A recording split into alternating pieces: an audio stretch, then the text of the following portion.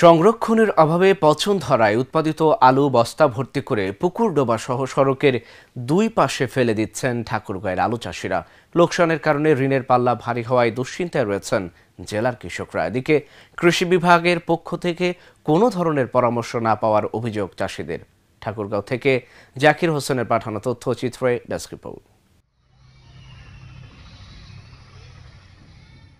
অন্যান্য ফসল সহ আলু উৎপাদনে বরাবরই ভূমিকা রাখেন ঠাকুরগাঁওয়ের কৃষকরা। এবারও আলুর বাম্পার ফলন হয়েছে জেলাটিতে। চাষিরা উৎপাদনের শুরুর দিকে কিছু আলু বিক্রিও করেছেন, তবে বাকি আলু সংরক্ষণে হিমাগারে জায়গা স্বল্পতার কারণে বিপাকেও পড়ছেন। পচন ধরা আলু বস্তায় ভরে ফেলে দিচ্ছেন ময়লার ভাগাড়ে।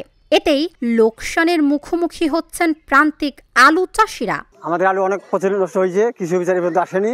যদি আসে দেখতো তাহলে বুঝতে পারছো যে কোনো এসে পরামর্শ দেয়নি। পরামর্শ দিলে আমাদের এত আলু নষ্ট হইতো না।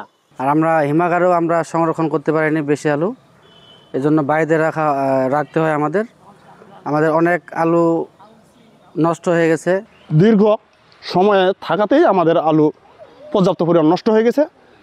বাড়িতে ঘরে রাখতে পারি না, এই কারণে খালে বা ডোবায় আমরা ফেলে দিচ্ছি। আমাদের প্রোডাকশন খরচ, উৎপাদন খরচ হয়েছে এবার 22 থেকে 23 টাকা, অথচ আমরা বিক্রি করতেছি 9 টাকা 10 টাকা। এই অবস্থায় কৃষকদের বা আমাদের যে পরিমাণ লস হচ্ছে, এই লসের কারণে আমরা সামনে যে আবাদ করব সে অর্থটুকু নাই। আমরা এই নিয়ে খুব দুশ্চিন্তায় আছি। সরকার যেন আমাদের কৃষকের প্রতি অনেক সুনজর দেয়। তবে কৃষকদের অভিযোগ অস্বীকার করেছেন জেলার কৃষি সম্প্রসারণ বিভাগের এই কর্মকর্তা। কৃষি বিভাগ থেকে আমরা আলু সংরক্ষণের পরামর্শ দিই।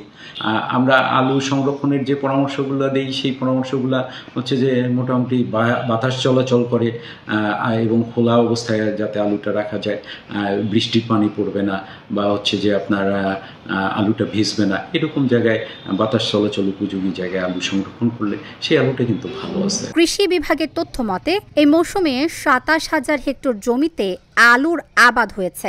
উৎপাদন হয়েছে 8.5 লাখ মেট্রিক টন আলু। ঠাকুরগাঁও জেলার হিমাগারের সংখ্যা মোট 17টি। এসব হিমাগারের ধারণ ক্ষমতা প্রায় 1.5 লাখ মেট্রিক টন।